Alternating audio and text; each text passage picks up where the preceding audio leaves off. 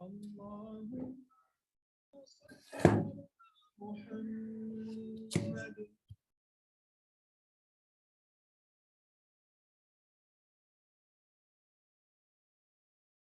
صليت على إبراهيم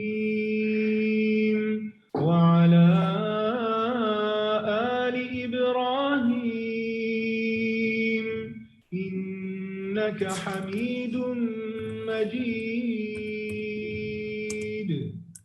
اللهم بارك على محمد وعلى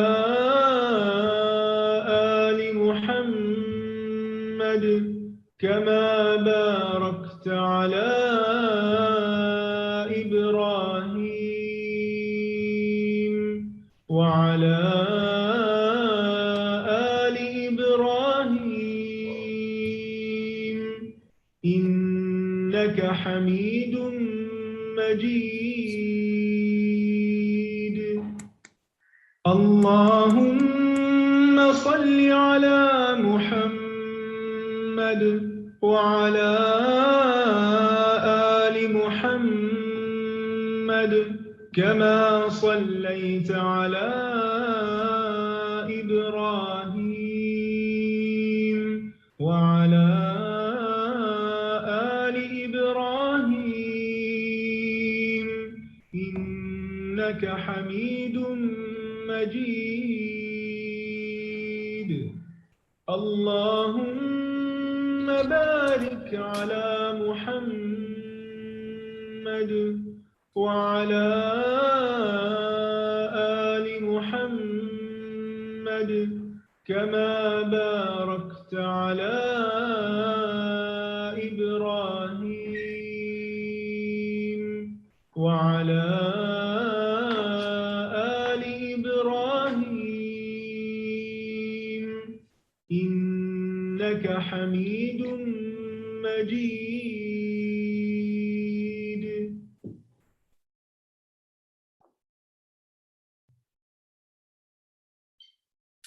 بسم الله الرحمن الرحيم.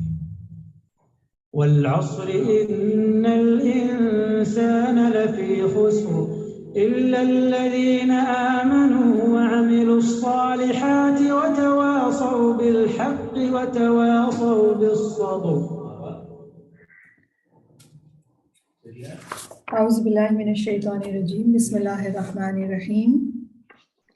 الحمدللہ اللہم ربنا لک الحمد بما خلقتنا ورزقتنا وہدیتنا وعلمتنا. لک الحمد بالایمان ولک الحمد بالاسلام. لک الحمد بكل نعمة انعمت بها علینا فلک الحمد على ذلك حمدا كثيرا. لک الحمد حتى ترضى ولک الحمد اذا رضیت. وصلی اللہ علی نبینا محمد وعلی آلہ وصحبہ وسلم. رب اشرح لی صدری ویسر لی امری واحلل عقدۃ من لسانی یفقہوا قولی. اللہم زدنا ایمانا وفقہا ویقینا. اللہم انی اسألک قلبا سلیما ولسانا صادقا. ربنا آتنا من لدنک رحمة وهيئ لنا من أمرنا رشدا. آمین یا رب العالمین. السلام علیکم ورحمۃ اللہ وبرکاتہ. کمپیشن اینڈ نیگلیکٹڈ سنہ میں آپ سب کو مرحباً و اہلاً.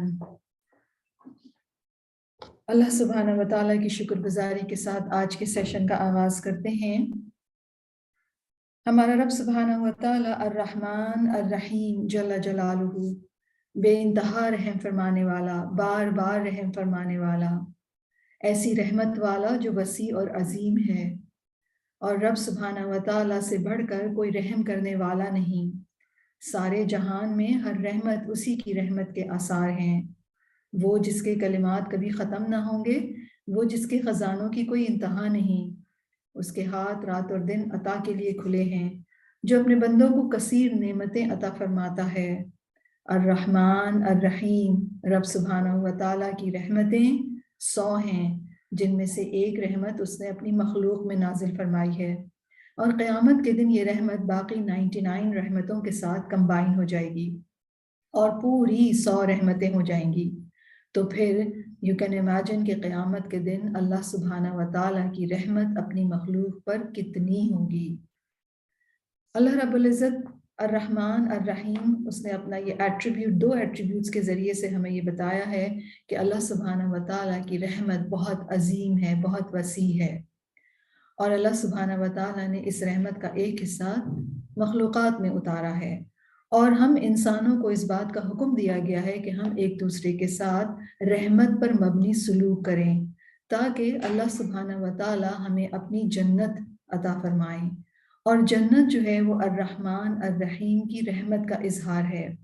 اللہ سبحانہ و تعالیٰ ایک حدیث قدسی میں جنت کے بارے میں فرماتے ہیں انما انت رحمتی ارحم بکی من اشاء من عبادی، بے شک تم میری رحمت ہو، یعنی جنت کو مخاطب کر کے فرماتے ہیں جس کے ذریعے میں اپنے بندوں میں سے جس پر چاہوں گا رحم کروں گا.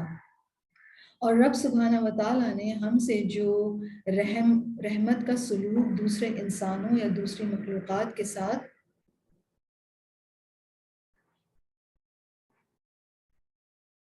جو سلوک ایکسپیکٹ کیا گیا ہے ہم سے، یا جس سلوک کو اللہ تعالیٰ نے پسند فرمایا ہے ہم سے، وہ اپنے رسول صلی اللہ علیہ وسلم کے ذریعے سے ہمیں سکھایا ہے. اور رسول صلی اللہ علیہ وسلم کو رحمت للعالمین کا ٹائٹل دیا گیا، یعنی ان کو جن تعلیمات کے ساتھ بھیجا گیا یا جو زندگی گزار کر رسول اللہ صلی اللہ علیہ وسلم نے ہمیں دکھائی، اپنے انٹریکشنز میں، اپنے پرسنل لیول پر، اپنے انٹر پرسنل لیول پر، خاندان کے لیول پر، لوگوں سے معاملات کے لیول پر، ہر لیول پر رسول اللہ صلی اللہ علیہ وسلم نے دوسرے انسانوں کے ساتھ جو سلوک کیا وہ رحم پر مبنی تھا. وہ سلوک تھا جو اللہ سبحانہ و تعالیٰ نے اپنے بندوں کے لیے پسند فرمایا ہے کہ وہ دوسرے انسانوں یا جانوروں یا کائنات کی دوسری چیزوں کے ساتھ جب معاملہ کریں تو کس قسم کا معاملہ کریں. اور آپ سب جانتے ہیں کہ ہم کتاب الادب صحیح بخاری کا چیپٹر ہے کتاب الادب، اس میں ہم رسول اللہ صلی اللہ علیہ وسلم کے ان طریقوں کو ہی سیکھ رہے ہیں جو انہوں نے دوسرے انسانوں کے ساتھ رحم پر مبنی سلوک کے بارے میں ہمیں سکھائے ہیں. تو وہ کمپیشن جو اللہ تعالیٰ نے میری اور آپ کی ہم سب انسانوں کی فطرت میں رکھی ہے، اس کا اظہار ہماری گفتگو کے ساتھ، ہمارے رویوں کے ساتھ ضروری ہے. اور یہی رحم والا سلوک یا رحمت پر مبنی سلوک جو ہے یہ دراصل ہم سب کے لیے، ہم میں سے ہر ایک انسان کے لیے اللہ سبحانہ و تعالیٰ کی رحمت حاصل کرنے کا ذریعہ ہے. تو دوسروں کے ساتھ اچھا سلوک، اس کا سارا فائدہ ہمیں خود ہوتا ہے، اور اس کا جو سب سے بڑا فائدہ ہوگا، جیسے کہ میں نے آپ کو حدیث قدسی بتائی کہ اللہ سبحانہ و تعالیٰ کی رحمت کیا ہے؟ جنت. تو یہ تمام کام کرنے سے جو ہم ان حدیث کے ذریعے سے پڑھ رہے ہیں، دوسروں کے ساتھ کمپیشن کا اظہار کرنا، ان سلوک کے ذریعے سے اللہ سبحانہ و تعالیٰ کی جنت یا اللہ تعالیٰ کی الٹیمیٹ جو رحمت ہے اس کے لیے ہم ڈیزرونگ ہو جائیں گے. تو یہی ہمارا مقصد ہے ان تمام احادیث کو پڑھنے کا بھی، کہ تاکہ ہم اپنے رویوں میں، ہم اپنے سلوک میں، ہم اپنے بیہیویئرز میں دیکھیں اور ان تمام سلوک کو ہم اپنے اوپر امپلیمنٹ کریں اور اپنے رویوں میں لانے کی کوشش کریں تاکہ ہم اس رحمت کے مستحق ہو سکیں جو اللہ سبحانہ و تعالیٰ نے جس کی اپرچونٹی ہمارے لیے کھولی ہے. اور آپ کو یاد ہوگا کہ ہم جو بات پڑھ رہے ہیں امام بخاری کی اس کتاب میں، وہ انسانوں اور جانوروں کے ساتھ کمپیشنیٹ ہونا، یعنی اپنے رحم کا اظہار یا رحم پر مبنی سلوک کرنا انسانوں کے ساتھ اور جانوروں کے ساتھ. اور اگر آپ کو یاد ہو جس حدیث کے اوپر ہم نے کمپلیٹ کیا تھا لاسٹ ویک، جو سیشن کنکلوڈ کیا تھا، وہ رسول اللہ صلی اللہ علیہ وسلم کا یہ فرمان کہ مومنین آپس میں، اہل ایمان آپس میں ایک دوسرے پر رحم کرنے، آپس میں محبت کرنے اور ایک دوسرے کے ساتھ شفقت کے ساتھ پیش آنے میں ایک جسم کی مانند ہیں. یعنی تراحم، تواد اور تلاطف، یہ 3 کوالٹیز جو ہیں ایک مسلمان معاشرے کے ہر فرد میں ہونی چاہیے، اور ان کے انٹریکشنز کا کرائیٹیرین ہے یا کوالٹی سٹینڈرڈ ہو، رائٹ. اور جب اہل ایمان کے درمیان یہ 3 جو تراحم، تواد اور تعاطف یا تلاطف جو ہے یہ ہوں گے، تو پھر اس کا مطلب ہے کہ وہ واقعی میں ایمان والوں کا معاشرہ ہے، یا واقعی میں وہ لوگ ایمان والے ہیں. اور یہ احادیث ابھی کنٹینیو ہو رہی ہیں اسی ٹاپک کے تحت، اور آج جو ہم حدیث پڑھنے جا رہے ہیں حدیث 6012 6012، اس میں ہم دیکھتے ہیں کہ رسول اللہ صلی اللہ علیہ وسلم ہمیں کمپیشن کے حوالے سے کیا فرما رہے ہیں۔ حدثنا ابو الولید حدثنا ابو عوانۃ عن قتادۃ عن انس بن مالک عن النبی صلی اللہ علیہ وسلم قال۔ امام بخاری اپنے ٹیچر ابو الولید سے رپورٹ کرتے ہیں، اور وہ ابو عوانہ سے، اور وہ قتادہ سے، اور قتادہ کہتے ہیں کہ انس بن مالک رضی اللہ عنہ رسول اللہ صلی اللہ علیہ وسلم سے روایت کرتے ہیں، اور رسول اللہ صلی اللہ علیہ وسلم کا فرمان کیا ہے؟ ما من مسلم غرس غرسا فأکل منہ انسان او دابۃ الا کان لہ صدقہ۔ بیوٹیفل بات فرمائی ہے رسول اللہ صلی اللہ علیہ وسلم نے۔ رسول اللہ صلی اللہ علیہ وسلم فرما رہے ہیں کہ جو مسلمان کوئی پھلدار درخت لگاتا ہے، پھر اس سے انسان اور حیوانات کھاتے ہیں، تو پھر وہ لگانے والے کے لیے وہ درخت صدقہ بن جاتا ہے۔ سبحان اللہ۔ تو درخت لگانا، پودے لگانا، نہ صرف یہ کہ دوسرے انسانوں کے لیے بینیفیشل ہونا ہے، اور یہ دراصل کسی بھی انسان کا اپنے انوائرمنٹ کے حوالے سے اور دوسرے انسانوں کے حوالے سے کمپیشنیٹ ہونا ہے، رائٹ۔ اور اس میں ویسے تو کوئی بھی درخت لگا سکتا ہے، لیکن خاص طور پر جو لوگ ایگریکلچر کی پروفیشن سے منسلک ہیں، ایسوسیٹڈ ہیں، ان کے لیے بہت بڑی گڈ نیوز ہے کہ باغبانی یا فارمز لگانا، یا آرچڈ ہو، اگر آپ کا کوئی فارم ہو، یا کوئی بھی انسان اگر یہ کام کرتا ہو، چاہے وہ ریسرچ کرتا ہو یا وہ پریکٹیکلی انوالو ہو اس سارے کام میں، ان کے لیے یہ گڈ نیوز ہے کہ یہ ایک مبارک کام ہے، یہ ایک بہت پروڈکٹیو کام ہے۔ اور اس کام کے حوالے سے جو رسول اللہ صلی اللہ علیہ وسلم کا یہ فرمان کہ یہ کام ان کے لیے صدقہ ہے، رائٹ۔ تو کیوں صدقہ ہے؟ کیونکہ یہ ایک ایسا کام کرنا ہے، پھلدار درخت لگانا، ایک بینیفیشل کام کرنا، ایک پروڈکٹیو کام کرنا۔ اور دیکھیے اگر پھلدار درخت تو کوئی انسان اس سے پھل توڑ کر کھائے، اب وہ پھل جو ہے اس کو نیوٹرینٹس بھی دے رہا ہے، وہ پھل جو ہے وہ درخت کو بھی اوور آل اس انوائرمنٹ کو بھی خوبصورتی پرووائڈ کر رہا ہے، وہ درخت سایہ بھی دے رہا ہے، تو ملٹی فنکشنل ایک چیز لگائی ہے ایک انسان نے، اور اس سے فائدہ ہو رہا ہے انسانوں کو، تو یہ اس انسان کے لیے، جو بھی کوئی اس کو استعمال کر رہا ہے، اس کے لیے صدقہ ہے۔ اور ایون اگر چرند پرند بھی اس سے کھا رہے ہیں، اس کے پتے کھا رہے ہیں، اس کا پھل کھا رہے ہیں، اس کا پھول کھا رہے ہیں، اور آپ نے نوٹ کیا ہوگا کوئی پھلدار درخت ہوتے ہیں تو عام طور پر پرندے جو ہیں اس میں ضرور چونچ مار کے کھا جاتے ہیں ان کو، تو وہ بھی جو کچھ کھا کے جا رہے ہیں۔ اور ہم عام طور پر جب کوئی پھلدار درخت اگر ہمارے لان میں ہو، ہمارے گھر میں ہو، تو ہم پھل اتارتے ہیں، ہم کہتے ہیں اوہو یہ تو کوے نے کھا لیا، یا کبوتر نے کھا لیا، یا طوطا کھا گیا، یا چڑیاں کھا گئیں۔ تو اس بات پر افسردہ ہونے کی کوئی ضرورت نہیں ہے، وہ آپ کے لیے صدقہ ہی ہے، اور یہ بہت بڑی خوشخبری ہے۔ تو اس حدیث سے نہ صرف ہمیں یہ معلوم ہو رہا ہے کہ پھلدار درخت لگانا یا اس قسم کے کام کرنا یہ انسان کے لیے صدقہ ہے، بلکہ یہ بھی ہمیں معلوم ہو رہا ہے کہ یہ دراصل انسانوں اور جانوروں کو فائدہ پہنچانے والا کام ہے۔ تو انسانوں اور جانوروں کو فائدہ پہنچانے والا کوئی بھی کام جو ہے وہ انسان کے لیے بینیفیشل ہے، وہ اجر لے کر آئے گا ان کے لیے، اور ان کے لیے صدقہ ہے۔ ایک حدیث ہمیں ملتی ہے جو کہ عبداللہ بن عمرو نے رپورٹ کی ہے، اور وہ کہتے ہیں کہ ایک شخص رسول اللہ صلی اللہ علیہ وسلم کی خدمت میں حاضر ہوا، عرض کیا یا رسول اللہ، میں اپنے حوض میں پانی کھینچ رہا ہوتا ہوں، یہاں تک کہ جب میں اپنے اونٹ کے لیے پانی بھر لیتا ہوں تو کسی اور کا اونٹ آ جاتا ہے تو میں اسے بھی پانی پلا دیتا ہوں، کیا میرے اس عمل کا مجھے کچھ اجر ملے گا؟ تو رسول اللہ صلی اللہ علیہ وسلم نے اس کو جواب دیا کہ ہر پیاسی جان کے ساتھ ہمدردی کرنے میں اجر ہے، رائٹ۔ تو یہاں تو نہ صرف پھل کھلانا، یعنی پھل کا آپ نے درخت لگایا، وہ پھل کھا رہے ہیں جانور، لیکن اگر جانور پیاسے ہیں تو ان کو پانی پلانا، اپنے پیٹ کو پانی پلاتے ہوئے اگر آپ کسی دوسرے کا پیٹ آ جاتا ہے یا کوئی دوسرا جانور آ جاتا ہے تو اس کو پانی پلانے میں اجر ہے۔ تو ہر پیاسی جان کے ساتھ ہمدردی کرنے میں اجر ہے۔ اس طرح رح بن زما کہتے ہیں کہ ایک مرتبہ وہ تمیم دارمی کے ہاں ملاقات کے لیے گئے، وہاں پہنچ کر دیکھا کہ وہ خود اپنے گھوڑے کے لیے جو کے دانے صاف کر رہے ہیں، حالانکہ ان کے گھر والے وہیں پر تھے لیکن وہ خود کام کر رہے ہیں۔ اس پر روح نے ان سے کہا کہ کیا ان میں سے کوئی آپ کے لیے کام نہیں کر سکتا، آپ خود کیوں کر رہے ہیں؟ تو تمیم داروی نے کہا کہ کیوں نہیں، دوسرے لوگ موجود ہیں، مجھے ہیلپ کر سکتے ہیں، لیکن بات یہ ہے کہ میں نے رسول اللہ صلی اللہ علیہ وسلم کو یہ فرماتے ہوئے سنا کہ جو مسلمان اپنے گھوڑے کے لیے جو کے دانے صاف کرے پھر وہ اسے کھلا دے تو اس کے ہر دانے کے بدلے میں ایک نیکی لکھی جاتی ہے۔ سبحان اللہ، یہ ہے دین کی خوبصورتی، اور یہ ہے دین کی موٹیویشن۔ ان جانوروں کے لیے بھی رحم دل ہونا، جانوروں کے لیے بھی شفقت بھرا سلوک کرنا، تو جانور کو دانہ ڈالنا، جانور کو کھانا کھلانا، جانور کے کھانے کا انتظام کرنا،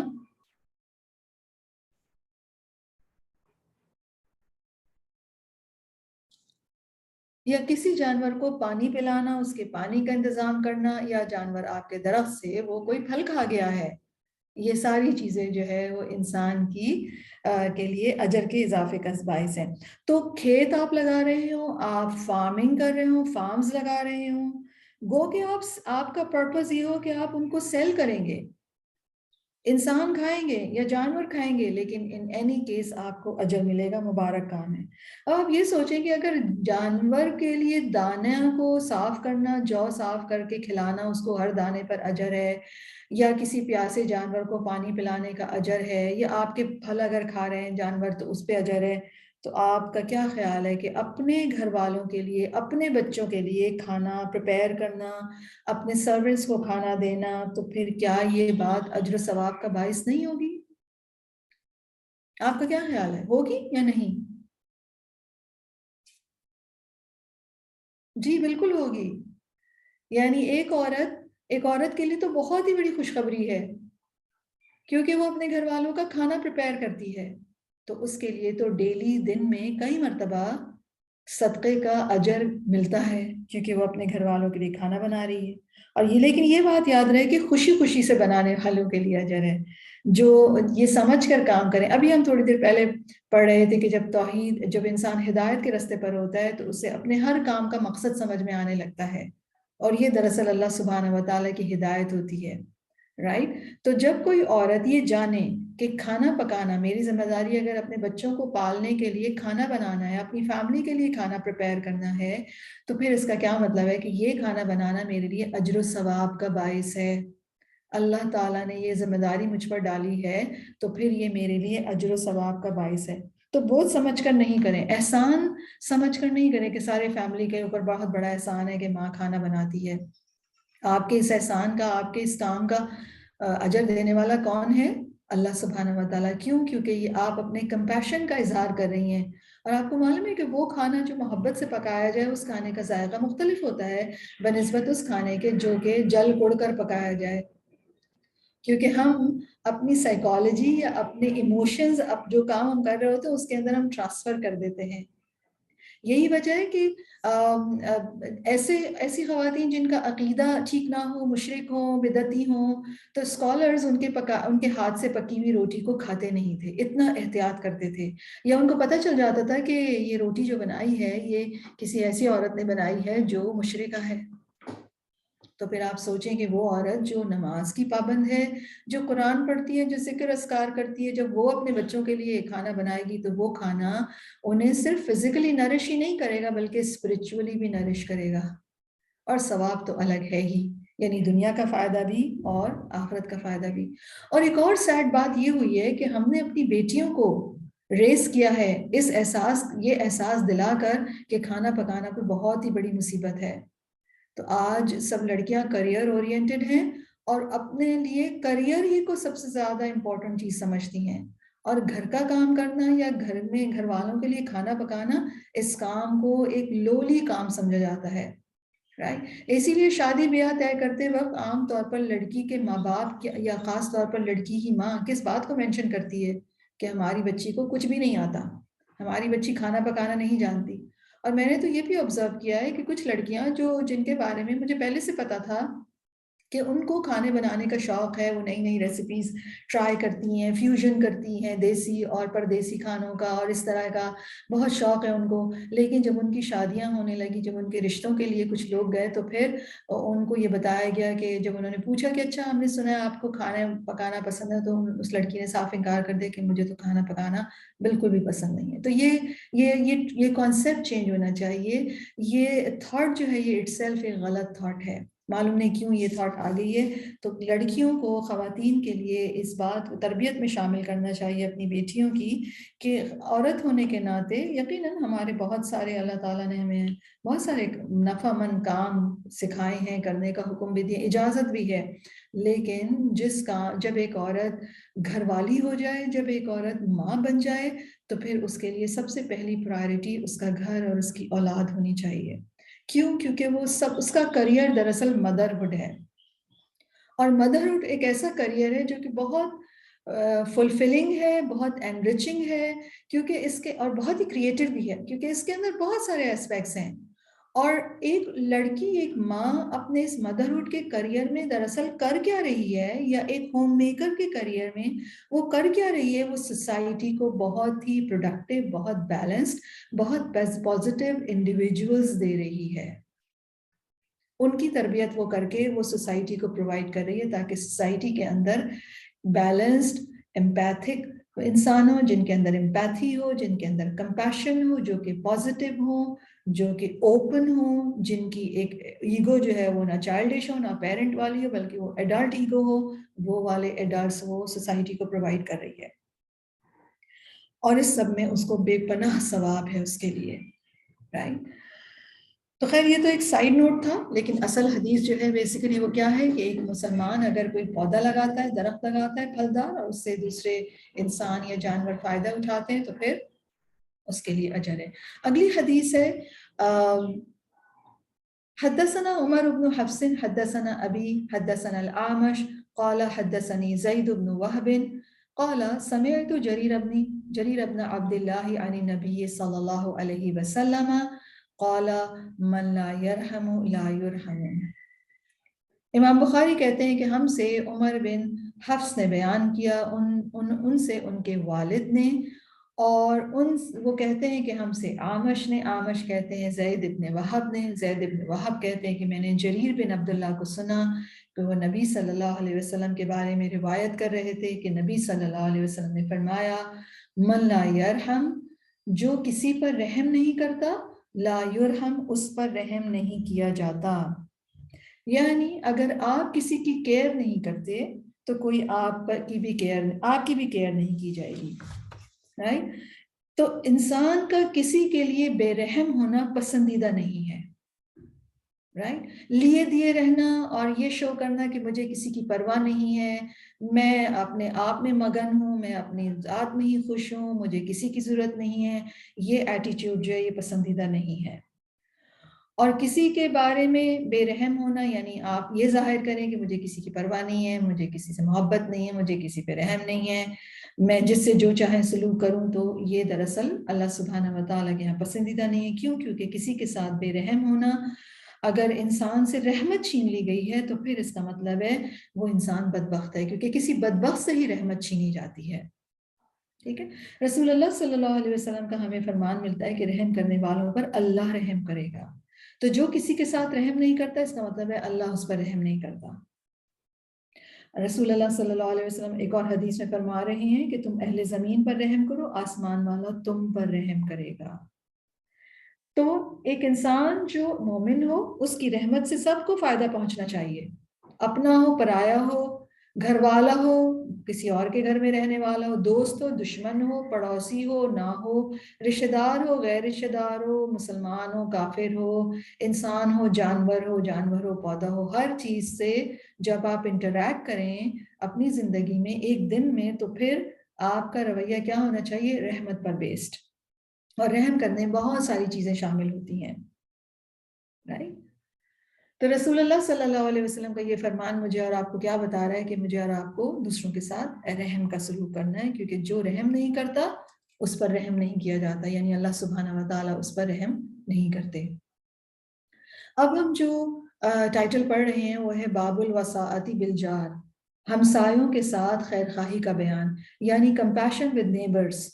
نیبرز کے ساتھ کائنڈ ہونا، نیبر کے ساتھ مہربان ہونا، نیبر کے ساتھ رحم اور مہربانی کا سلوک کرنا.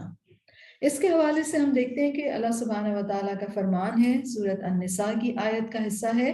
اللہ تعالیٰ فرماتے ہیں وَاعْبُدُوا اللَّهَ وَلَا تُشْرِكُوا بِهِ شَيْئًا وَبِالْوَالِدَيْنِ إِحْسَانًا، اور آگے جا کے یہ آیت جو ہے کمپلیٹ ہوتی ہے، جس کے اندر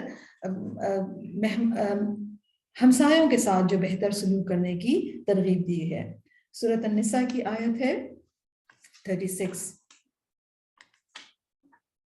اللہ سبحانہ و تعالیٰ فرماتے ہیں، اور اللہ کی عبادت کرو اور کسی چیز کو اس کا شریک نہ بناؤ، اچھا سلوک کرو ماں باپ کے ساتھ، قرابت داروں کے ساتھ، یتیموں کے ساتھ، مسکینوں کے ساتھ، اور قرابت دار پڑوسی اور اجنبی پڑوسی اور پاس بیٹھنے والے اور مسافر کے ساتھ اور مملوک کے ساتھ۔ بے شک اللہ اترانے والے کو اور بڑائی کرنے والے کو پسند نہیں کرتا۔ تو یہاں پر اس آیت میں اللہ سبحانہ و تعالیٰ نے اچھا سلوک کرنے کا حکم دیا، سب سے پہلے والدین کے ساتھ، پھر قرابت داروں یعنی رشتہ داروں کے ساتھ، پھر یتیموں کے ساتھ، مسکینوں کے ساتھ، اور پھر پڑوسیوں کا ذکر کیا گیا۔ اور پڑوسیوں کے حوالے سے فرمایا گیا قرابت دار پڑوسی اور اجنبی پڑوسی اور پاس بیٹھنے والا۔ تو اس کا مطلب یہ ہوا کہ پڑوسی کی کئی قسمیں ہیں۔ پڑوسی ایک وہ پڑوسی ہے جو کہ آپ کا بالکل رہائش کے اعتبار سے بالکل قریب ترین ہے، یعنی آپ اس کا گھر بالکل آپ کے گھر کے ساتھ ہے۔ پھر کچھ اور پڑوسی ہوتے ہیں جن کا گھر تھوڑا آپ سے دور ہوتا ہے۔ تو ہر قسم کے پڑوسی کے ساتھ، چاہے وہ بالکل اس کا گھر آپ کے گھر سے ملا ہو یا اس کا گھر تھوڑا آپ کے گھر سے دور ہو، آپ کی اسٹریٹ پر ہو، تو اس کے ساتھ اچھا سلوک کرنا ہے۔ اور اچھا سلوک کرنا یا ان کی خیر خواہی کرنے میں کئی چیزیں آتی ہیں جو کہ انشاءاللہ تعالی ہم آگے کی حدیثوں میں دیکھیں گے۔ اور اس میں جنرل اگر میں بات کروں تو ان کو فائدہ پہنچانا، انہیں تکلیف نہ دینا، ان کے ساتھ مروت اور اخلاق کے ساتھ پیش آنا، ان کو نقصان سے بچانا، یہ ساری چیزیں شامل ہیں۔ حدیث دیکھ لیتے ہیں، 6014 حدیث ہم پڑھیں گے۔ حدثنا اسماعیل بن ابی اویس قال حدثني مالک عن یحیی بن سعید قال اخبرني ابو بکر بن محمد عن عمرة عن عائشة رضی اللہ عنہا عن النبی صلی اللہ علیہ وسلم قال، حدیث جو ہے وہ بی بی عائشہ بیان کر رہی ہیں، وہ کہتی ہیں کہ رسول اللہ صلی اللہ علیہ وسلم نے فرمایا، ما زال جبریل یوصینی بالجاری حتی ظننت انہ سیورثہ۔ نبی کریم صلی اللہ علیہ وسلم فرما رہے ہیں کہ حضرت جبریل بار بار مجھے پڑوسی کے متعلق وصیت کرتے رہے، یعنی اچھا سلوک کرنے کی، اتنی وصیت کرتے رہے تاکہ مجھے خیال گزرا، یہاں تک کہ مجھے خیال گزرا کہ شاید وہ اسے وراثت میں شریک کر دیں گے۔ اگلی حدیث بھی پڑھ لیتے ہیں جو کہ انہی معنوں کی ہے۔ حدثنا محمد بن منہال حدثنا یزید بن زریع حدثنا عمر بن محمد عن ابیہ عن ابن عمر رضی اللہ عنہما قال قال رسول اللہ صلی اللہ علیہ وسلم ما زال جبریل یوصینی بالجاری حتی ظننت انہ سیورثہ۔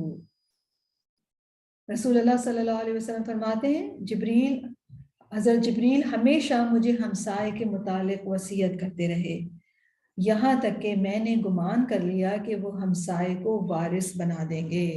یعنی اتنی زیادہ ہمسائے کے ساتھ اچھا سلوک کرنے کی تلقین کی گئی، اتنی بار کی گئی کہ رسول اللہ صلی اللہ علیہ وسلم کو گمان یہ ہوا کہ ان کو شاید وراثت میں حصے دار بنا دیا جائے گا۔ تو ان دونوں احادیث سے ہمیں معلوم یہ ہو رہا ہے کہ پڑوسی چاہے مسلمان ہو چاہے کافر ہو، عبادت گزار ہو یا نہ ہو، نیک ہو یا نہ ہو، جاننے والا ہو یا نہ ہو، آپ کی زبان بولتا ہو یا نہ، آپ کا خیر خواہ ہو، آپ کی اس کے ساتھ اچھی دوستی ہے یا آپ کے ساتھ اس کی اچھی دوستی نہیں ہے، انفیکٹ آپ کا بدخواہ ہے، وہ رشتہ دار ہو یا نہ ہو، دوست ہو یا نہ ہو، ہر قسم کے پڑوسی کے ساتھ اچھا سلوک کرنے کا حکم دیا گیا ہے۔ اور اس سے ہمیں یہ معلوم ہوتا ہے کہ جبریل بار بار رسول اللہ صلی اللہ علیہ وسلم کو ہدایت کرتے رہے، اس کا مطلب ہے پڑوسی کا حق بہت اہم ہے۔ اور جیسے کہ میں نے عرض کیا کہ پڑوسی جو ہیں وہ مختلف قسم کے ہوتے ہیں، تو کچھ پڑوسیوں کا یا کچھ نیبرز کا حق دوسرے نیبرز کی نسبت زیادہ ہوتا ہے۔ مثلا پڑوس ہے آپ کا، آپ کے نیبرز ہیں، ایک نیبر جو ہے وہ آپ کا نان مسلم ہے، رائٹ؟ تو نان مسلم پڑوسی کا ایک حق ہے۔ دوسرا جو نیبر ہے آپ کا وہ مسلمان ہے، تو اب اس کے دو حق ہیں، ایک نیبر ہونے کا اور ایک مسلمان ہونے کا۔ ایک اور نیبر ہے آپ کا جو مسلمان بھی ہے اور وہ رشتہ دار بھی ہے اور وہ آپ کا نیبر بھی ہے، تو اس کے 3 حق ہیں، ٹھیک ہے؟ ایک نیبر ہونے کا، ایک اسلام کا، اور تیسرا رشتہ داری کا، ٹھیک ہے؟ عبداللہ بن عامر کے متعلق ہمیں معلوم ہوتا ہے کہ جب وہ گھر میں بکری ذبح کرتے تو اپنے یہودی پڑوسی کے گھر اس کا گوشت بھیجتے۔ تو آپ میں سے جو لوگ نان مسلم کنٹریز میں ہیں یا جن کے نان مسلم نیبرز ہیں ایسے کنٹریز میں ہیں، تو ان کو تحفے بھیجنا جو ہے یہ ہمارے دین کی تعلیم ہے۔ اور خاص طور پر اگر نان مسلم پڑوسی کے حوالے سے آپ کو یہ ڈاؤٹ ہو کہ شاید یہ کوئی نقصان نہ پہنچائے، تو ایسی صورت میں تو ضرور ہی اس کے ساتھ حسن سلوک کیا جائے، کیونکہ احسان کرنا زبان کو کاٹ دیتا ہے۔ تو قرآن مجید میں بھی جیسے ابھی ہم نے سورۃ النساء کی آیت 36 کے اندر دیکھا کہ حسن سلوک کا حکم دیا گیا، اسی طرح حدیث سے بھی ہمیں معلوم ہوتا ہے کہ اللہ سبحانہ و تعالیٰ نے اپنے رسول صلی اللہ علیہ وسلم کے ذریعے سے بھی نیبر کے ساتھ اچھا سلوک کرنے کا حکم دیا ہے اور انکریج کیا گیا ہے، موٹیویٹ کیا گیا ہے۔ جیسے کہ میں نے عرض کیا کہ پڑوسی یا نیبرز مختلف قسم کے ہوتے ہیں۔ ایک اور پڑوسی ہوتے ہیں جو حدیث میں ہمیں ذکر ملتا ہے، رسول اللہ صلی اللہ علیہ وسلم فرماتے ہیں یقیناً قیامت کے دن اللہ تعالیٰ اناؤنس کریں گے کہ میرے پڑوسی کہاں ہیں، میرے پڑوسی کہاں ہیں، میرے پڑوسی کہاں ہیں۔ تو فرشتے عرض کریں گے کہ اے ہمارے رب، کسے زیب دیتا ہے کہ وہ آپ کے پڑوس میں آئے؟ اس پر اللہ سبحانہ و تعالیٰ فرمائیں گے کہ مساجد کو آباد کرنے والے کہاں ہیں۔ مساجد کو آباد کرنے کا کیا مطلب ہے؟ یعنی مسجد کی آبادی کیسے ہوتی ہے؟ نماز قائم کرنے سے، ان کی صفائی ستھرائی کرنے سے، اس کو مینٹین کرنے سے، ان کے ایکسپینسز بیئر کرنے سے، رائٹ؟ تو ایک انسان اگر مسجد جاتا ہے، اس میں نماز پڑھتا ہے، ریگولر نماز پڑھتا ہے، مسجد کی خدمت بھی کرتا ہے، اس کے اوپر جو ایکسپینسز ریکوائرڈ ہوتے ہیں اس میں بھی کنٹریبیوٹ کرتا ہے، تو بیسیکلی یہ کام کیسا ہے؟ اللہ تعالیٰ نے ان لوگوں کو کیسے آنر کیا ہے کہ میرے نیبرز یا میرے پڑوسی کہاں ہیں؟ قیامت کے دن اللہ سبحانہ و تعالیٰ اعلان فرمائیں گے کہ میرے پڑوسی کہاں ہیں، رائٹ؟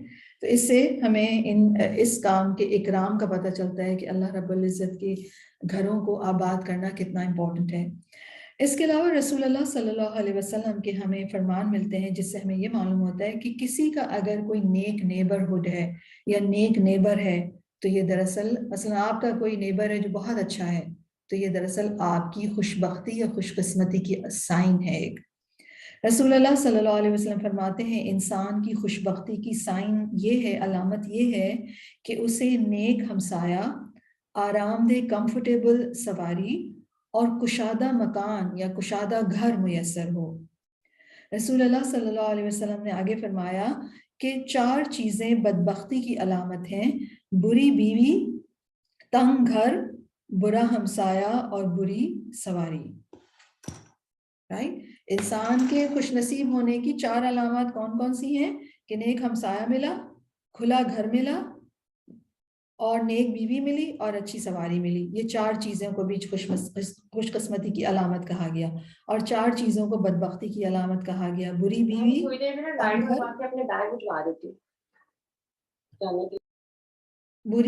تنگ گھر، برا ہمسایہ اور بری سواری۔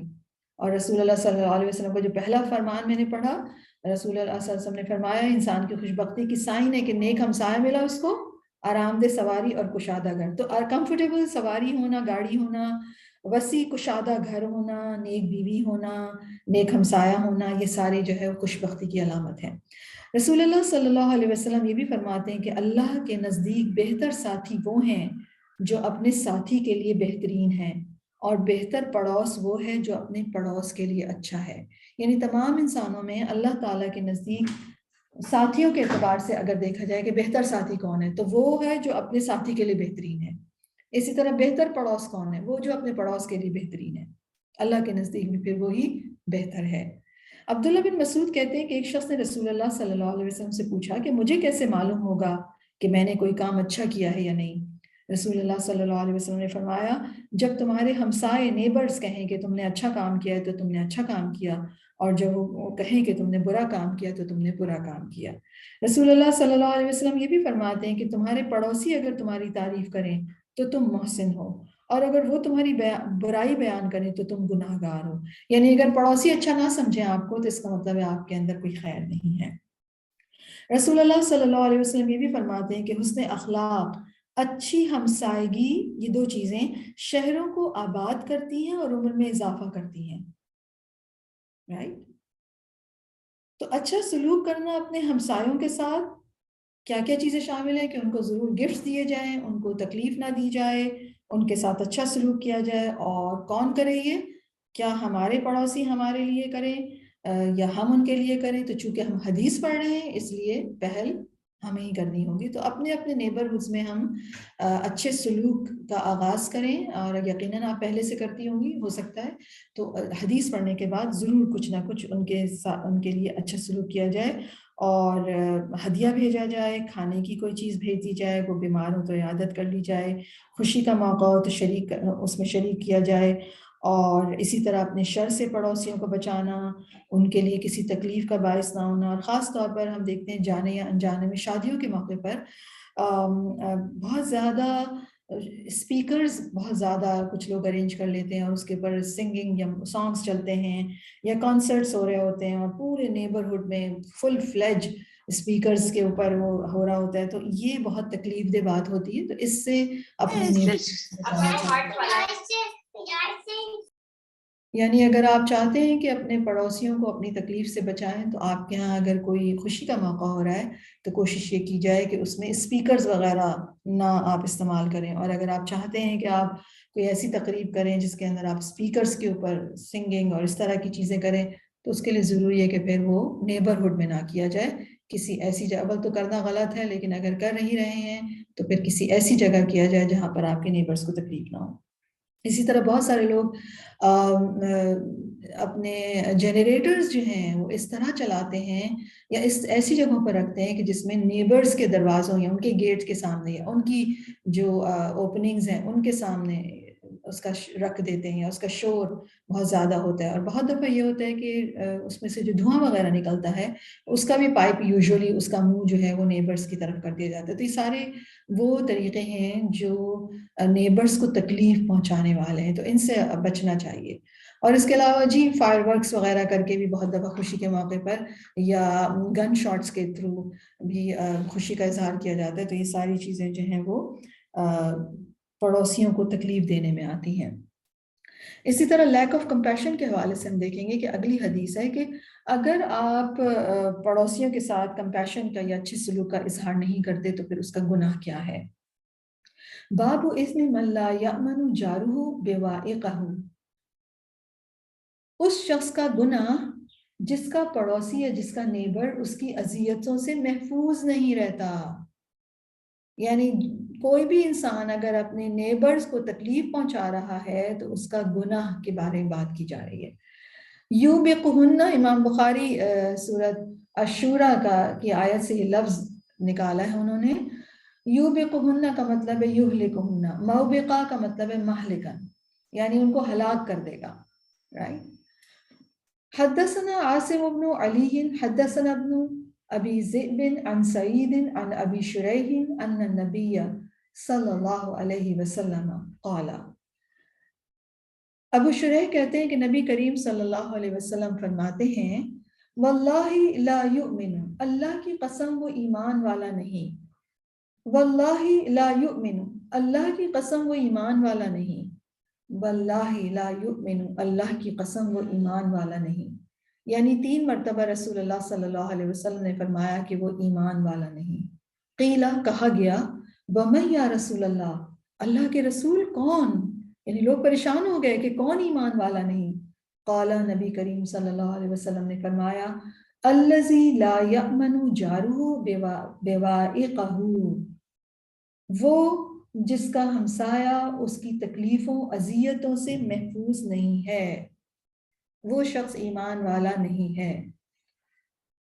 اذیت کس کو کہتے ہیں؟ اذا کہتے ہیں تکلیف کو. آپ کوئی تکلیف دے رہے ہیں، اب یہ تکلیف جو ہے وہ ٹینجیبل بھی ہو سکتا ہے، انٹینجیبل بھی ہو سکتا ہے. اور کچھ تکلیفوں کی فارمز میں نے ابھی تھوڑی دیر پہلے پچھلی حدیث کے اینڈنگ میں ہم نے ابھی کی ہے کہ کیا کیا فارمز ہو سکتی ہیں تکلیفوں کی. تو اگر کوئی نیبر اپنے نیبر کی تکلیفوں سے محفوظ نہیں ہے، یعنی وہ اسے مسلسل تکلیفیں پہنچا رہا ہے، رائٹ، تو اس کا مطلب ہے وہ ایمان والا نہیں ہے. تو ایسے انسان کے ایمان کی نفی کی ہے رسول اللہ صلی اللہ علیہ وسلم نے جس کی اذیتوں نے، جس کی تکلیفوں نے اس کے نیبر کو پریشان کر رکھا ہو، اور یہ لیک آف کمپیشن کا اظہار ہے، تو پڑوسی یا نیبر کو نقصان پہنچانا، تکلیف دینا کبیرہ گناہوں میں سے ہے، رائٹ؟ لیکن اس کے ساتھ خیر کا ارادہ کرنا، بہترین نصیحت کرنا، اس کو فائدہ پہنچانا، دین کی تعلیم دینا، یہ سب کیا ہے؟ اس کو نقصان نہ دینا، یہ ان کا حقوق میں سے ہے، اور اس میں ہر طرح کے پڑوسی شامل ہیں، رائٹ؟ اور اگر کوئی پڑوسی آپ سمجھتے ہیں کہ بہت ہی نافرمان ہے اللہ کا، فاسق و فاجر ہے، برا پڑوسی ہے، تو اس کو امر بالمعروف کرنا اس کا حق ہے، رائٹ؟ تو فاسق و فاجر پڑوسی کو حالات کے مطابق نصیحت کرنا چاہیے۔ اور پڑوسی کو اذیت دینے کے حوالے سے یہ دوسری روایت بھی میں پڑھ دوں، پھر انشاءاللہ میں آپ کو بتاؤں گی کہ کیا کیا نقصانات ہیں۔ نیچے جو لکھا ہے تابعہ شبابۃ و اسد بن موسیٰ وقال حمید بن الاسود وعثمان بن عمر وابو بکر بن عیاش وشعیب بن اسحاق عن ابن ابی ذئب عن المغبری عن ابی ہریرہ۔ یہ جو ہے وہ ایک اور چین سے، یعنی سملر حدیث ایک اور چین سے ہمیں ملتی ہے، تو دوسری چین امام بخاری نے یہاں پر مینشن کر دی ہے۔ جی، وہ ساتھی کنسیڈر کیا جاتا ہے، جو یہ سوال یہ ہے کہ وہ جو آپ کے ساتھ سوتے ہیں، یا جو آپ کے ساتھ بیٹھتے ہیں، یا جو آپ کے گھر میں رہتے ہیں دوسرے کمرے میں، مثلا آپ کے کمرے کے برابر میں دوسرے کمرے میں جو آپ کے خاندان کے لوگ رہتے ہیں، تو وہ بھی پڑوسی کنسیڈر کیے جائیں گے ان اے وے۔ لیکن یہاں پر جو مراد ہے آپ کے گھر کے برابر میں رہنے والے لوگ، یا آپ کے گھر میں سرونٹ کوارٹرز بھی ہوتے ہیں، وہ بھی ایک طرح سے آپ کے پڑوسی ہی ہیں، رائٹ؟ اس میں جو سرونٹس رہ رہے ہیں وہ بھی آپ کے پڑوسی ہیں، لیکن آف کورس ہم آگے دیکھیں گے کہ پھر مقام اور مرتبے کے اعتبار سے ان کا مرتبہ فرق ہے۔ تو ہم یہاں بات کریں گے، ابھی کچھ اور حدیث ہم دیکھیں گے کہ پڑوس کو اذیت دینے کا کیا کیا نقصان ہے، یا پڑوس کو اذیت دینے میں کیا کیا چیزیں شامل ہوتی ہیں، اس کے کیا کیا نقصان۔ سب سے پہلے تو نقصان ہوتا ہے لعنت و رسوائی ہوتی ہے۔ جو بھی انسان اپنے نیبر کو تکلیف پہنچائے گا تو وہ لعنت اور رسوائی اس کے اوپر آئے گی۔ اور وہ ایک واقعہ ہمیں ملتا ہے جس میں ایک شخص رسول اللہ صلی اللہ علیہ وسلم کے پاس گیا، عرض کیا کہ اے اللہ کے رسول، میرا ایک نیبر ہے جو مجھے بہت اذیت دیتا ہے۔ تو رسول اللہ صلی اللہ علیہ وسلم نے فرمایا کہ ایسا کرو، اپنا سامان نکال کر باہر رستے میں رکھ دو۔ تو وہ گیا، اس نے اپنا سامان نکال کر باہر رکھ دیا، اور لوگ اس کے پاس جمع ہونے شروع ہو گئے کہ کیا ہوا۔ جو کوئی آتا تھا اس سے پوچھتا تھا، اور وہ ہر دفعہ بتاتا تھا کہ میرا یہ نیبر جو ہے مجھے بہت تکلیف دیتا ہے۔ تو میں نے رسول اللہ صلی اللہ علیہ وسلم سے پوچھا، تو انہوں نے کہا اپنا سامان نکال کر رستے میں رکھ دو۔ تو لوگ کہنے لگے اللہ اس ہمسائے پر لعنت بھیجے، اے اللہ اس ہمسائے کو رسوا کرے۔ تو یہ بات ہمسائے تک پہنچی کہ لوگ اس کے لیے بد دعائیں کر رہے ہیں۔ تو وہ اس کے پاس آیا جس کا سامان باہر رکھا تھا، اس سے کہا کہ اپنے گھر واپس چلے جاؤ، اب میں تمہیں تکلیف نہیں دوں گا، رائٹ؟ تو لوگ جو ہے وہ، اگر آپ نیچرلی بھی دیکھیں تو اس بات کو پسند نہیں کرتے اپنی فطرت کے اعتبار سے کہ کوئی کسی کو تکلیف پہنچائے جو کہ ہمیشہ آپ کے ساتھ رہنے والا ہو، رائٹ؟ اور آف کورس گھر میں بھی جو رہنے والے ہیں، یہ اس کی اپلیکیشن اس پر بھی ہو جاتی ہے۔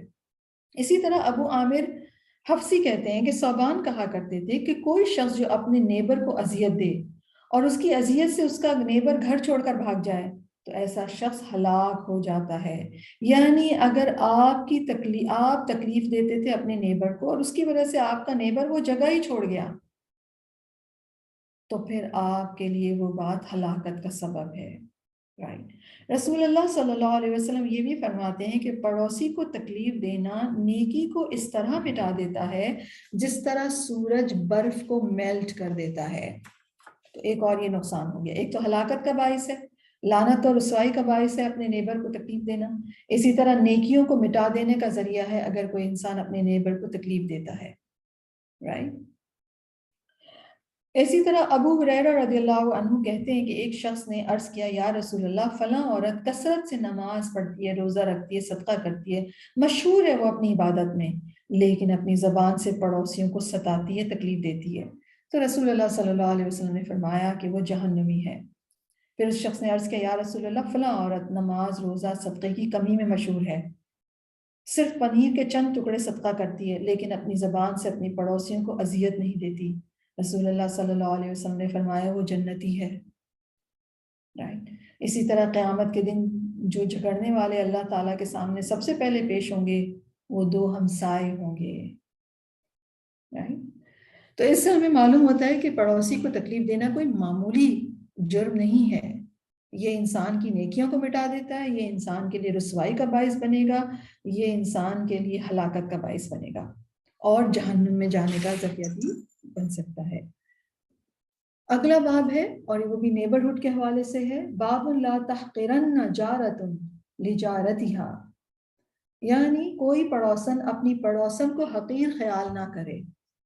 اور اس ٹائٹل کے دو معنی ہیں، یعنی کوئی پڑوسن اپنی پڑوسن کو ہدیہ دینے میں، گفٹ بھجوانے میں حقیر خیال نہ کرے، اگرچہ وہ بکری کا پایا، یعنی کوئی چھوٹی سی چیز بھی بھجوانے میں حقیر نہ سمجھے۔ یعنی بہت دفعہ ہوتا ہے نا کہ آپ کے پاس کوئی چیز ہوتی ہے، آپ کا دل چاہتا ہے کہ آپ اپنے نیبر میں بھیج دیں، آپ سے نکالتے ہیں، آپ دیکھتے ہیں کہ آپ کہتے ہیں نہیں یہ تو بہت تھوڑا ہے، یہ اچھا نہیں لگے گا بھیجتے ہوئے، تو آپ رہنے دیتے ہیں، رائٹ۔ سیکنڈ معنی اس کا یہ ہو گیا کہ کوئی پڑوسن اپنی پڑوسن کو حقیر نہ سمجھے۔ کوئی چھوٹا سا گفٹ لینے میں، مثلا آپ کے پاس آپ کی نیبر نے کچھ بھیجا، تو آپ یہ نہ کہیں کہ اوہ یہ دیکھو یہ بھی کوئی چیز بھیجنے کی تھی، تو اس کے گفٹ کو آپ حقیر نہ سمجھیں، ٹھیک ہے، یہ مطلب ہے۔ حدیث ہمیں ملتی ہے، حدثنا عبداللہ ابن یوسف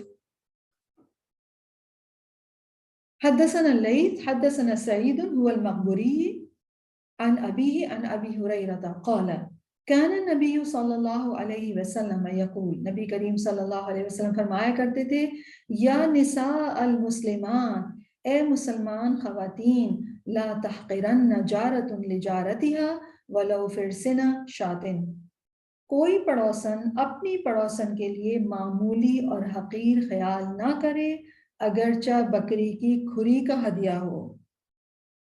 فرسن کا کیا مطلب ہے؟ وہ ہڈی جس میں گوشت کم ہو، جیسے کہ پائے وغیرہ چوٹرز ہوتے ہیں نا، اس میں گوشت نہیں ہوتا، تو کوئی عورت کسی پڑوسن کو، کوئی پڑوسن اپنی پڑوسن کو ہدیہ دینے میں کسی بھی چیز کو حقیر خیال نہ کرے، بھیج دے، ہو سکتا ہے وہ اس کے کام کی ہو، اور مبالغے کے لیے پائے کا ذکر کیا گیا ہے، یعنی تھوڑی مقدار میں بھی تحفہ دینے کے لیے موٹیویٹ کیا گیا ہے، کوئی ایسی چیز جو آپ کو نہیں لگتا کہ گفٹ کی جا سکتی ہے لیکن آپ کر دیں، یہ موٹیویٹ کیا گیا ہے۔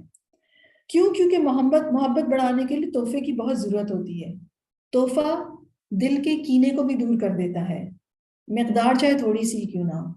تو رسول اللہ صلی اللہ علیہ وسلم نے ایک طرح سے مسلمان خواتین کو انکریج کیا ہے، موٹیویٹ کیا ہے کہ وہ اپنے نیبرز میں ضرور کچھ نہ کچھ کھانے پینے کی چیزیں بھیجتی رہیں، اور عورتوں کو ہی خاص طور پر تلقین کی گئی ہے، ٹھیک ہے۔ اور یہ بات فرمانا کہ کوئی کسی کو حقیر نہ سمجھے، کیا مطلب اس بات کا؟ یعنی کسی کا آیا ہوا تحفہ آپ یہ نہ سمجھیں کہ اوہ دیکھو تو صحیح اس نے کیا بھیجا ہے، ہماری شان کے خلاف تحفہ بھیجا ہے۔ اینڈ سیکنڈلی یہ معنی بھی ہم لے سکتے ہیں کہ کسی کی شان کے خلاف اس کو تحفہ نہ بھیجا جائے، اور خواتین کو تو رسول اللہ صلی اللہ علیہ وسلم نے ایک اور موقع پر صدقہ کرنے کا الگ حکم دیا ہے، اور ایک موقع پر یہ بھی فرمایا ہے کہ سائل کو خالی ہاتھ واپس نہ بھیجو، خواہ وہ بکری کا کھری کیوں نہ ہو، یعنی اگر کسی نے آپ کے در پر آ کر سوال کر لیا ہے تو بس کچھ نہ کچھ دے ہی ڈالیے۔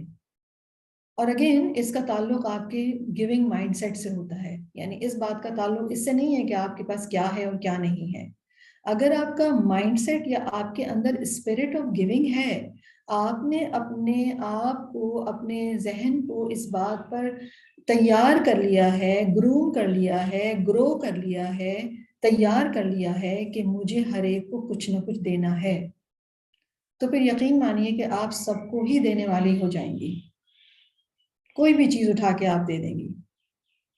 ورنہ جب ہم نے اپنے ذہن کو تیار نہیں کیا ہوتا، ہم نے اپنے اندر اسپرٹ آف گیونگ ڈیولپ نہیں کی ہوتی، تو پھر چیزیں رکھی رہ جاتی ہیں اور آپ کو خیال ہی نہیں رہتا، بعد میں آپ سوچتے ہیں کہ اچھا لو بھلا میں یہی دے دیتی۔ تو آپ کے پاس کوئی بھی جو آ رہا ہے، چاہے وہ سوال کر رہا ہے یا نہیں کر رہا ہے، سوال کر رہا ہے تو لازمی طور پر کچھ ہی اٹھا کے دے دیجئے، گھر میں ٹکی پیکس پڑے ہوتے ہیں بسکٹس کے، وہی دے دیجئے، یا جوس کے کوئی پیکٹس پڑے ہوتے ہیں یا ڈرنکس پڑی ہوتی ہیں وہی دے دیں، دودھ کا پیکٹ ہی اٹھا کر دے دیں، لیکن کچھ نہ کچھ ضرور دیا جائے۔ یا یہ بھی کہا جا سکتا ہے کہ جو ہمارے لیفٹ اوور کھانے ہوتے ہیں، اور ہم تنگ ہو رہے ہوتے ہیں کہ کوئی فنش ہی نہیں ہو رہے ہیں وہ، تو آپ ان کو کیا کریں، ان کے چھوٹے چھوٹے پیکٹس بنا کر یا تو ان کو فریز کر لیں اگر آپ کو ڈر ہو کہ یہ خراب ہو جائیں گے، ورنہ 1-2 دن تو فریج لائف ان کی ہوتی ہے تو ضرور رکھ لیا جائے۔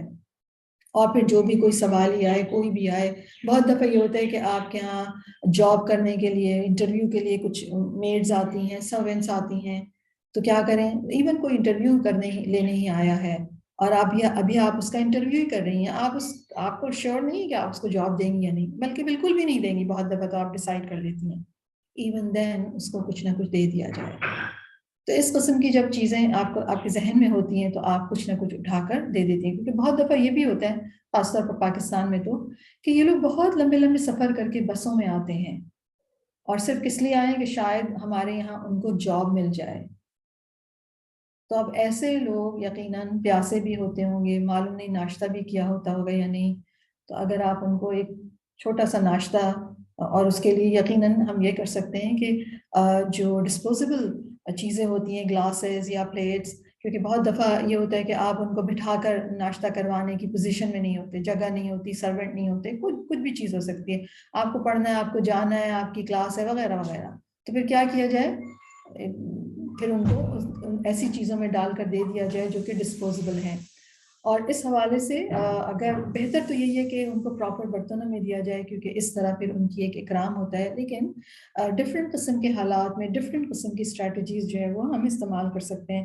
تو یہ آپشن جو ہے انسان اپنے پاس ضرور اویلیبل رکھے کہ اگر کسی کو کچھ دینا ہے تو پھر اس کے لیے آپ کے پاس چیزیں اویلیبل ہوں۔ تو یہاں پر رسول اللہ صلی اللہ علیہ وسلم نے ایک طرح سے ہمیں موٹیویٹ کیا ہے کہ کچھ نہ کچھ ضرور دیا جائے، اور دینے میں کوئی بھی چیز جو ہے اس کو حقیر نہ سمجھا جائے، کوئی نہ کوئی چیز ضرور کھانے والی ہوتی ہے، کوئی نہ کوئی چیز ضرور استعمال کرنے والی ہوتی ہے، اور یہاں پر تو خاص طور پر کھانے پینے کی چیزیں جو ہیں وہ مینشن کی گئی ہیں۔ پھر اگلا جو ٹائٹل ہے وہ ہے باب من کان یؤمن باللہ والیوم الآخر فلا یؤذی جارہ۔ اب this is something really beautiful، بہت ہی خوبصورت احادیث ہیں جو اس ٹائٹل کے اندر آئیں گی۔ ٹائٹل کا معنی کیا ہے کہ جو شخص اللہ پر ایمان اور آخرت پر یقین رکھتا ہے اسے چاہیے کہ اپنے پڑوسی کو تکلیف نہ دے، یہ ٹائٹل ہے۔ اور حدیث ہے ہمارے پاس 6018 حدیث ہے۔ حدثنا قتيبة بن سعيد حدثنا أبو الأحوص عن أبي حصين عن أبي صالح عن أبي هريرة قال، یہ حدیث بھی صحابی رسول سیدنا ابو ہریرہ رضی اللہ عنہ نے رپورٹ کی ہے۔ قال، وہ کہتے ہیں، قال رسول اللہ صلی اللہ علیہ وسلم، نبی کریم صلی اللہ علیہ وسلم نے فرمایا، من کان یؤمن باللہ والیوم الآخر، جو کوئی اللہ پر ایمان اور آخرت پر یقین رکھتا ہو، فلا یؤذی جارہ، اسے چاہیے کہ اپنے پڑوسی کو تکلیف نہ پہنچائے۔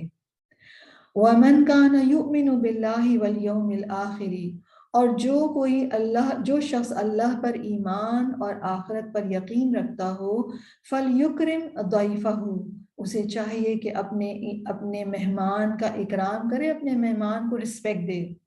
وَمَنْ كَانَ يُؤْمِنُ بِاللَّهِ وَالْيَوْمِ الْآخِرِ، اور جو کوئی اللہ پر اور یوم آخر پر ایمان رکھتا ہے تو اسے کیا کرنا چاہیے، فَلْيَقُلْ خَيْرًا، اسے چاہیے کہ اچھی بات کہے، او لِيَصْمُتْ، یا پھر وہ خاموش رہے۔ سبحان اللہ، بہت ہی بیوٹیفل حدیث ہے۔ اس حدیث میں رسول اللہ صلی اللہ علیہ وسلم نے ہمیں 3 چیزیں بیان فرمائی ہیں، اور تینوں کو ریلیٹ کیا ہے اللہ اور یوم آخرت پر ایمان کے ساتھ۔ یعنی اللہ پر ایمان اور یوم آخرت پر ایمان رکھنے والے شخص کا رویہ پڑوسی کے ساتھ کیسا ہوگا، مہمان کے ساتھ کیسا ہونا چاہیے، اور گفتگو سے متعلق اس کا پرنسپل کیا ہونا چاہیے کہ وہ کب بولے اور کب نہ بولے، رائٹ؟ تو پہلی چیز جو اللہ پر اور یوم آخر پر ایمان رکھنے والے کے اندر ہوتی ہے وہ یہ کہ وہ ہمسائے کو اذیت نہ دے، یعنی اس کی زندگی میں یہ اصول اس کا بائی ڈیفالٹ اس کے اندر یہ اصول وہ اپنے اندر بنا لے کہ وہ اپنے پڑوسی کو تکلیف نہیں دے گا، وہ اپنی ذات سے نہ اپنی فیملی اس کی کسی بھی اعتبار سے۔ اور اس حوالے سے یاد رکھیے سرونٹس کو بھی ٹرین کرنا پڑتا ہے کیونکہ بہت دفعہ سروینٹس جو ہیں وہ اپنی ڈیوٹی ادا کرتے ہوئے پڑوسیوں کی اذیت کا باعث بن جاتے ہیں. تو ایسا اپنے سروینٹس کو بھی بتانا ہے کہ نہیں، مثلا ڈرائیور کو بتانا ہے کہ گاڑی جو ہے وہ کسی اور کے ڈرائیو وے پہ یا کسی اور کے گیٹ کے آگے کھڑی نہیں کی جائے گی، رائٹ. یا گاڑی اس طرح پارک اگر باہر پارک ہو رہی ہے، ورنہ تو اندر ہی پارک کی جائے. اور بہت دفعہ یہ ہوتا ہے کہ سوسائٹیز جو گیٹڈ سوسائٹیز ہوتی ہیں اس کے اندر، پاکستان میں تو ایسا ہی ہے کہ میں نے دیکھا ہے باہر کا، یقیناً ان کے ہاں تو زیادہ براڈ روڈز ہوتی ہیں، تو یہاں پر روڈز وہ بہت پتلی کر دیتے ہیں. تو اس میں پھر یہ ہوتا ہے کہ اگر آپ نے اپنی گاڑی باہر رکھی ہوئی ہے، آپ کے ڈرائیور نے اگر گاڑی باہر پارک کر دی ہے، تو جو سامنے والے نیبر ہیں یا جو پاسر بائی ہیں، جو دوسرے نیبرز اسٹریٹس کے نکل کے جا رہے ہیں، ان کو ڈیفیکلٹی ہوتی ہے. اگر دو آمنے سامنے گاڑیاں آ گئی ہیں تو ان کو ڈیفیکلٹی ہوتی ہے. تو آپ اپنے ڈرائیور کو یہ ہدایت کرتے ہیں کہ جب بھی تم گاڑی لے کر آؤ گے تو اس کو اندر ہی پارک کرو گے، تاکہ جو راستہ ہے وہ کلیئر رہے اور دوسرے جو نیبرز ہیں ان کو اپنی گاڑی باہر نکالنے میں، آنے جانے میں کوئی پرابلم نہ ہو، رائٹ. یہ کب ہوتا ہے؟ جب آپ کا یہ اصول ہوتا ہے کہ آپ اپنے ذات سے اپنے پڑوسیوں کو تکلیف نہیں پہنچائیں گے. اور یاد رکھیے اس کا تعلق بھی تربیت سے ہوتا ہے، اپ برنگنگ سے ہوتا ہے. ایمان والے پیرنٹس جو ہیں وہ اپنے بچوں کے اندر یہ تربیت ڈالتے ہیں، اپنے بچوں کی تربیت وہ اسی طرح کرتے ہیں. اور جب ایمان نہیں ہوتا تو انسان لازمی طور پر ضرور یقیناً تکلیف پہنچانے والا ہو جاتا ہے. تو ایمان کا تقاضا ہے، اللہ پر ایمان کا تقاضا ہے، آخرت کے پر ایمان کا تقاضا ہے کہ انسان اپنے پڑوسی کو تکلیف نہ پہنچائے. دوسری چیز جو رسول اللہ صلی اللہ علیہ وسلم نے مینشن فرمائی ہے، اور اس کا تعلق بھی اللہ پر ایمان اور آخرت پر ایمان سے ہے، وہ یہ کہ اپنے مہمان کو رسپیکٹ کرے.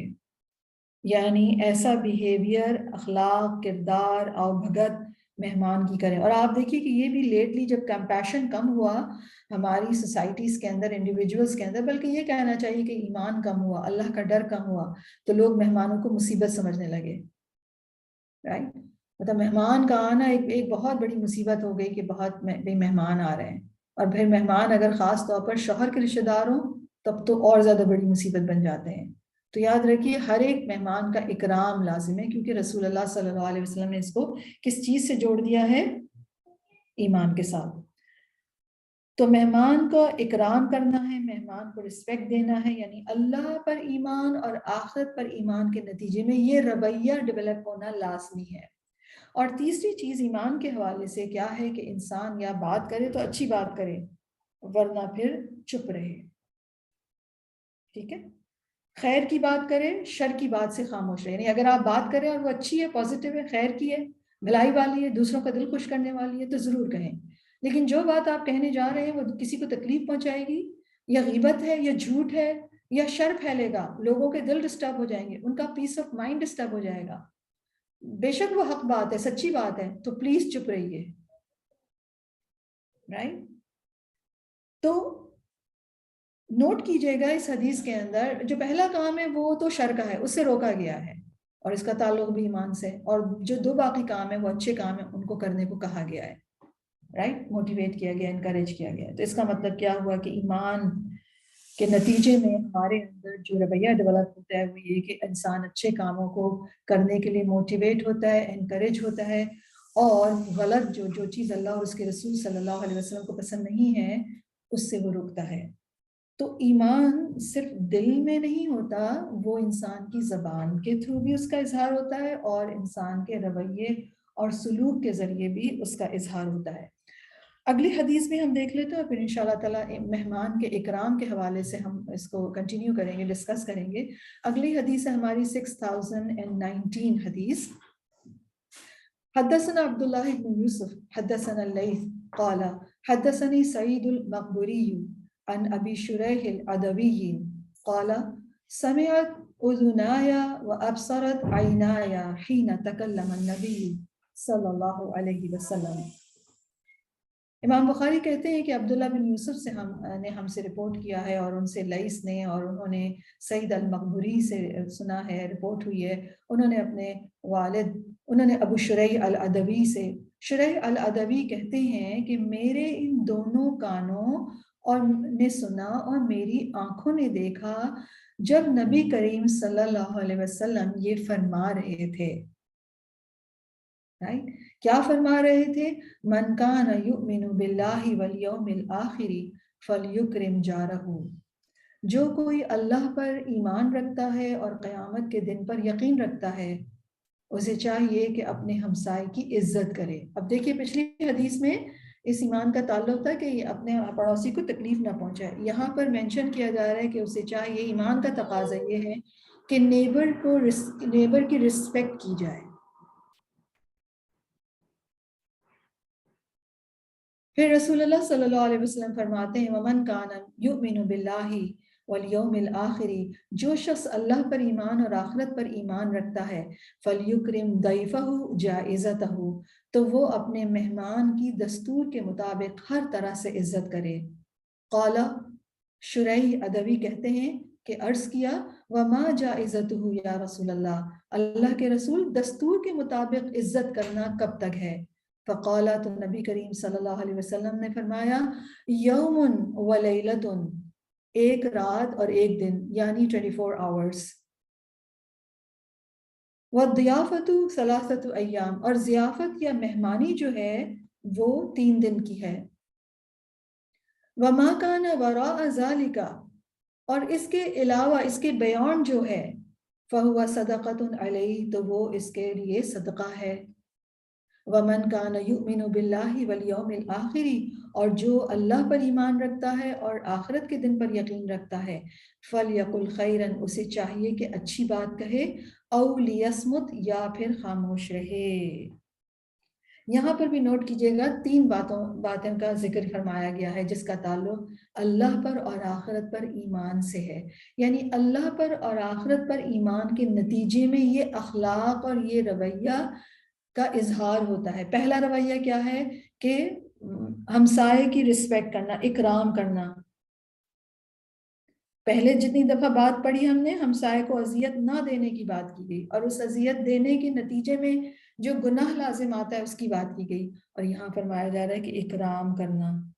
اور اکرام پھر مہمان کے حوالے سے بھی اکرام کرنا کہ اپنے رواج کے مطابق، جو پریویلنگ رواج ہیں، جو رکھ رکھاؤ ہے خاندان کا، معاشرے کا، اس علاقے کا، اس قوم کا، اس پریویلنگ طریقے کے مطابق مہمان کو اکرام کیا جائے، آنر کیا جائے، اوبھگت کی جائے۔ اور تیسری چیز زبان کے حوالے سے ہی ہے کہ یا تو خیر بات کرنی ہے تو اچھی بات کرو ورنہ خاموش رہو، ٹھیک ہے۔ تو مہمان کا اکرام جو ہے وہ 24، یعنی مہمانی جو ہے وہ 24 hours تو اس کی خوبی اوبھگت کرنی ہے، یومن و لیلتن، خوب ٹائم دیں، یعنی آپ پورا اس کو ٹائم دیں، کھانا پینا اچھی طرح خیال رکھیں، آرام کا خیال رکھا جائے۔ اور 3 دن سے زیادہ اگر کوئی ٹھہرتا ہے، انسان کسی کو اپنے گھر 3 دن سے زیادہ ٹھہراتا ہے، کھلاتا پلاتا ہے، تو یہ سارے کا سارا کھلانا پلانا میزبان یا ہوسٹ کے حق میں صدقہ لکھا جاتا ہے۔ اور پڑوسی جو ہے وہ جس کا گھر آپ کے گھر کے ساتھ لگا ہوا ہے، یا کسی کی شاپ آپ کے شاپ کے ساتھ ہے، یا بزنس آپ کا ساتھ ساتھ ہے، تو وہ بھی پڑوسی کنسیڈر ہوگا۔ اب یہاں پر ان دونوں کے لیے اکرام کا ذکر کیا گیا، تو پڑوسی کے ساتھ اکرام کا جو ہے یاد رکھ لیجیے، جب ہم کہتے ہیں کہ کسی کی کو عزت دینی ہے، کسی کا اکرام کرنا ہے، تو افراد اشخاص کے لحاظ سے، مقام کے لحاظ سے اور حالات کے لحاظ سے اکرام مختلف ہوگا۔ مختلف لوگوں کا مختلف مقام ہے، تو اسی اعتبار سے ان کا اکرام میں فرق آ جائے گا۔ مثلا 3 طرح کا پڑوس ہے، ایک آپ کا مسلمان پڑوسی ہے، ایک آپ کا نان مسلم پڑوسی ہے، اور ایک پڑوسی ہے جو رشتہ دار بھی ہے اور مسلمان بھی ہے۔ تو ان تینوں کے ساتھ اکرام میں آپ کا فرق آ جائے گا۔ اور اکرام میں اسی طرح نہ صرف یہ کہ مقام کے اعتبار سے، حالات اور جگہوں کے اعتبار سے بھی اکرام کے لیولز میں فرق آ جائے گا۔ اور اکرام میں سب سے اہم بات یہ ہے کہ انسان اچھے اخلاق کے ساتھ پیش آئے۔ اور اسی طرح جگہوں کے اعتبار سے فرق اس طرح پڑ جائے گا کہ مختلف علاقوں میں جو مہمان کی آبھگت کرنے کا انداز ہے وہ مختلف ہے۔ مثلا سندھ میں الگ ہے، KPK میں الگ ہے، پنجاب میں الگ ہے، عربوں کا کچھ اور دستور ہے، انگریزوں کا کچھ اور دستور ہے۔ تو جو نون وہاں کا پریویلنگ رواج ہوگا اس طریقے کے مطابق مہمان کا یا پڑوسی کا اکرام کیا جائے گا۔ اکرام کا کوئی مخصوص طریقہ نہیں سکھایا گیا کسی کو عزت دینے کا۔ اچھا اخلاق بہت بیسک چیز ہے جو کہ فاؤنڈیشنل ہے، وہ تو آپ کو کرنا ہی کرنا ہے، لیکن کسی بھی معاشرے میں عزت دینے کا جس کو طریقے کو جو لوگ سمجھتے ہیں کہ ہاں اس نے مجھے عزت دینے کا طریقہ یہ ہے، تو پھر اسی طریقے سے اکرام کیا جائے گا۔ اسی طرح جیسے میں نے عرض کیا کہ آپ کے سرونٹ کوارٹرز میں رہنے والے جو سرونٹس ہیں وہ بھی آپ کے پڑوسی ہیں، رائٹ، لیکن ان کا مقام اور مرتبہ اور ہے۔ اسی طرح اگر آپ کے ساتھ والے گھر میں آپ کے رشتہ دار رہتے ہیں تو آپ کے سرونٹ کوارٹرز میں رہنے والے پڑوسیوں کی نسبت رشتہ دار پڑوسیوں کا جو اکرام ہوگا اس میں آف کورس فرق ہوگا، ٹھیک ہے۔ اسی طرح آپ کے جو مالدار پڑوسی ہیں ان کو اگر آپ ایک روٹی بھجوا دیں گے تو شاید وہ مائنڈ کریں، کیونکہ ان کے مقام اور مرتبے کے مطابق آپ نے ان کو گفٹ نہیں دیا، لیکن آپ اپنے سرونٹ کوارٹر میں رہنے والے لوگوں کو اپنے گھر کا بچا ہوا کھانا بھی اگر بھجوا دیں گے تو وہ شاید خوش ہو جائیں، اچھا فیل کریں۔ اسی طرح افراد کے اعتبار سے دیکھا جائے تو والدین کا اکرام اور طرح کا ہوگا، استاد کا اکرام اور طرح کا ہوگا، علماء اور مشائخ کا اکرام اور طرح کا ہوگا، اور بچوں کا اکرام اور طرح کا ہوگا۔ جو جتنا زیادہ آنریبل ہوتا ہے اپنے مقام اور مرتبے کے اعتبار سے اس کا اکرام، اس کی آبرت اسی اعتبار سے کی جاتی ہے۔ رسول اللہ صلی اللہ علیہ وسلم فرماتے ہیں جب تمہارے پاس کسی قوم کا معزز شخص آئے تو تم اس کا اکرام کرو، رائٹ۔ اسی طرح مہمان کا اکرام ہے، انشاءاللہ تعالی مہمان کے اکرام کو ہم نیکسٹ ویک کریں گے۔ آج ہم یہیں تک رکھتے ہیں، اس بات کو ہم کنٹینیو کریں گے نیکسٹ ویک تو نہیں انشاءاللہ تعالی، نیکسٹ ویک سے میں آپ کو، نیکسٹ ویک آپ کا ونٹر بریک ہے اور ہم انشاءاللہ تعالی ریزیوم کریں گے 13 جنوری کو، فرائیڈے 13 جنوری 2023 کو ہم ریزیوم کریں گے۔ نیکسٹ ویک آپ کا ونٹر بریک ہے، اور اس ونٹر بریک کے اندر آپ ایک تو یہی جو احادیث ہم نے پڑھی ہیں اب تک کے اور جو کرنے کا کام ہم نے کیا مینشن کیا ہے ان کو کرنے کی کوشش کریں گے۔ اس کے علاوہ کمپیشن کے جو واٹس ایپ گروپ ہے اس کے اندر ہم نے آپ کو پریویس کلاسز کی ریکارڈنگز بھیجی ہیں تو وہ ضرور آپ سن لیجیے گا۔ اسی طرح میں لاسٹ کلاس میں کہنا بھول گئی، آپ میں سے جو لوگ یو الون وی ورشپ کے اسٹوڈنٹس ہیں ان کے پاس بھی ان کے واٹس ایپ گروپس میں پریویس کلاسز کے ریکارڈنگ لنکس ہیں۔ اس ایک ہفتے میں آپ کے جو مسنگ کلاسز ہیں یا اگر آپ کسی کلاس کو دوبارہ سننا چاہتے ہیں تو آپ ضرور اس ویک کو یوٹیلائز کر لیجئے گا وہ ریکارڈنگ سن کر، اور اس کے علاوہ عمل کر کے ہم اپنے رویوں کو ایویلویٹ کر لیں گے، اپنے پڑوسیوں کے اعتبار سے، اپنے مہمانوں کے اعتبار سے اور اپنی زبان کے اعتبار سے، کیونکہ خاص طور پر یہ حدیثیں جو ابھی ہم پڑھ رہے ہیں اس میں جو چیز ہم نے سیکھی ہے اس کو ضرور ہم اس پورے ویک میں اپنے پیش نظر رکھیں گے اور اپنے عمل میں لانے کی کوشش کریں گے۔ تو انشاءاللہ تعالیٰ 13 جنوری سے ہم ریزیوم کریں گے انہی حدیث کو، اپنی کلاسز کو، آج کمپیشن کی کلاس کو، اور ایک ویک جو ہے وہ آپ کا ونٹر بریک ہے۔ اللہ رب العزت ہمیں عمل کی توفیق عطا فرمائے، ہمیں ایمان عطا فرمائے۔ ہم اللہ تعالیٰ سے ایمان کا سوال کرتے ہیں اور ہم اس اخلاق کا سوال کرتے ہیں جو سچے ایمان کے نتیجے میں انسان کے اندر پیدا ہونا چاہیے۔ اللہم حبب الینا الایمان وزینہ فی قلوبنا وکرہ الینا الکفر والفسوق والعصیان واجعلنا من الراشدین۔ اللہم انی اسألک ایمانا لا یرتد ونعیما لا ینفد ومرافقۃ محمد فی اعلی جنت الخلد۔ ربنا اغفر لی ولوالدی وللمؤمنین یوم یقوم الحساب۔ رب اغفر لی ولوالدی اللہم اغفر لہما وارحمہما وادخلہما فی اعلی جنت الفردوس۔ رب ارحمہما کما ربیانی صغیرا۔ یا رب العالمین ہمیں بخش دیجئے اور ہمارے والدین کو بخش دیجئے، انک انت الغفور الرحیم، آمین یا رب العالمین۔ سبحانک اللہم وبحمدک اشہد ان لا الہ الا انت استغفرک واتوب الیک، آمین۔ السلام علیکم ورحمۃ اللہ وبرکاتہ۔